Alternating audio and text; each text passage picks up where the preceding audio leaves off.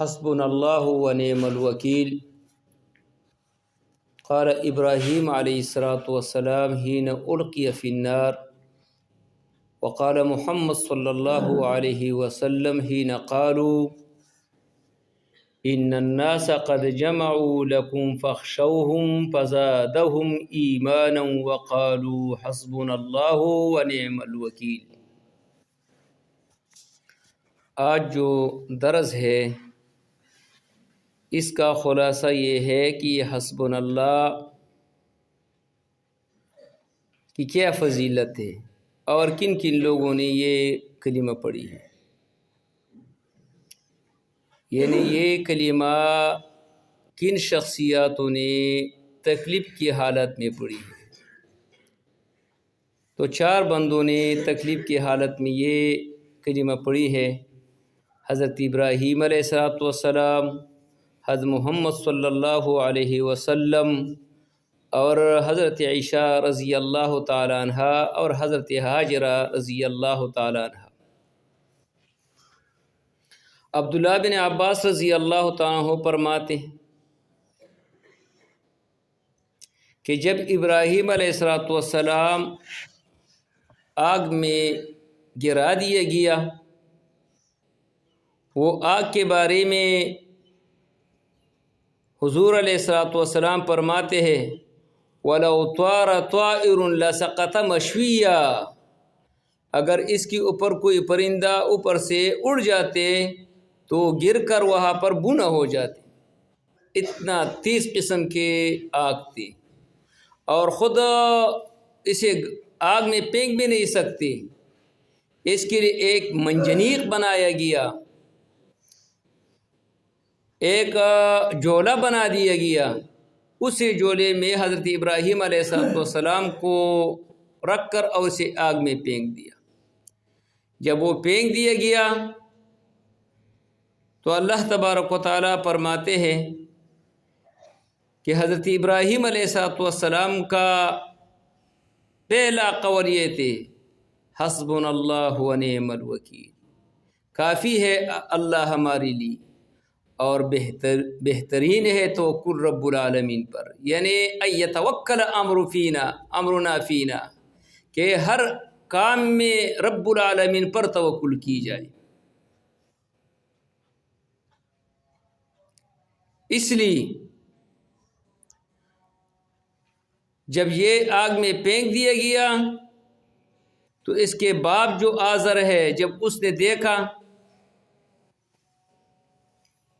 اسی کلمے کے بدلے میں، تو اللہ تبارک و تعالیٰ نے آگ سے یہ کہنے لگے یا نار کونی بردا و سلاما، اے آگ ابراہیم علیہ السلام پر ٹھنڈی ہو جائے اور سلامتیہ والا بن جائے. جب آزر نے یہ حالت دیکھ لیا تو آزر کی زبان پر یہ کلمہ طاری ہوا نعم الرب ربک، یہ جو تیرے رب ہے یہ بہترین پروردگار ہے. اس لیے رسول اللہ صلی اللہ علیہ وسلم نے جب کہ احد میں اس نے شکست کھانے کے بعد حمراء الاسد تک جب یہ ابو سفیان پہنچ گیا تو وہاں سے بعض روایاتوں میں ایسے ہے کہ وفد عبد القیس کو کچھ پیسے دیا، اور ایک روایت میں یہ ہے کہ نعیم مسعود کو کچھ پیسے دیا اور اس سے کہا کہ اب جائے اور لوگوں میں یہ افواہ پھیلائے کہ وہ ابھی اور لشکر وہ ابو سفیان اب پر حملہ آور ہونے والا ہے اور ابھی آپ لوگوں سے وہ مدینہ وغیرہ بھی چھینیں گے. تو جب یہ بات نعیم مسعود نے کہہ دیا تو صحابہ رضوان اللہ اجمعین کی زبان پر یہ قول جاری ہوا قالوا حسبنا اللہ ونعم الوکیل. تو اس کا فائدہ کیا نکلے؟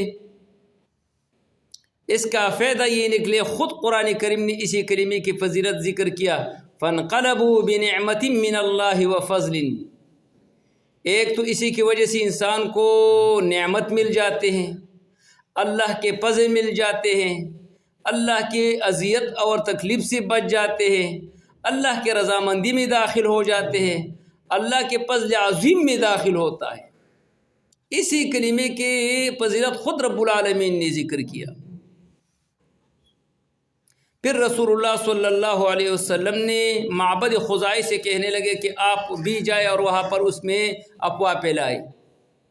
معبد خزائی جا کر ابو سفیان کے قافلے میں جب یہ کہا کہ ابھی دوبارہ آپ پر محمد صلی اللہ علیہ وسلم آپ پر حملہ آور ہے، تو وہاں سے وہ بھاگنے لگی۔ یہ کلمہ حضرت ہاجر رضی اللہ تعالیٰ عنہ جب حضرت ابراہیم علیہ السلام نے مکہ معظمہ میں چھوڑ دیا، تو واپسی پہ جب ابراہیم علیہ السلام واپسی پہ جا رہے تھے تو ہاجر رضی اللہ تعالیٰ عنہ نے حضرت ابراہیم علیہ السلام سے سوال کیا کہ ہم کس کو چھوڑتے ہیں؟ کیا یہ اللہ کا حکم ہے؟ تو اس نے ہاں یہ اللہ کا حکم ہے۔ تو ہاجر رضی اللہ تعالیٰ عنہ نے یہ قول اور یہ کلمہ اپنے زبان سے نکال دیا، حسبنا اللہ و نعم الوکیل۔ حضرت عائشہ رضی اللہ تعالیٰ عنہ جب غزوہ ابو مستلق سے واپسی پہ جب وہ راستے میں رہ گیا تو صفوان معطل رضی اللہ تعالیٰ عنہ نے جو اپنے اونٹ پہ بیٹھا دیا، تو حضرت عائشہ رضی اللہ تعالیٰ فرماتی ہے کہ میں نے یہ کلمہ پڑھ لیا، حسبنا اللہ و نعم الوکیل۔ ظاہر ہے کہ ابراہیم علیہ السلام کے حالات بھی دیکھو، یہ آگ انسان کو بنا کر لیتے اور ختم کر لیتے ہیں، لیکن اللہ تبارک و تعالیٰ نے اسی کلمے کی وجہ سے اس کو بچاؤ دیا۔ اس لیے رسول اللہ صلی اللہ علیہ وسلم زخموں میں تھے، لیکن جب اس نے یہ کلمہ پڑھ لیا تو رب العالمین نے ان لوگوں کے درمیان میں اطمینان، سکون اور رحمت ڈال دیا۔ ہاجر رضی اللہ تعالیٰ نے جب یہ کلمہ پڑھ لیا تو رب العالمین نے اسے علاقہ آج تک اس دعا کی وجہ سے لوگوں کے لیے عبادت کا مرکز بنا دیا۔ حضرت عائشہ رضی اللہ تعالیٰ نے جب یہ کلمہ پڑھ لیا تو رب العالمین نے اس کی صفائی قرآن کریم میں کیا ہے۔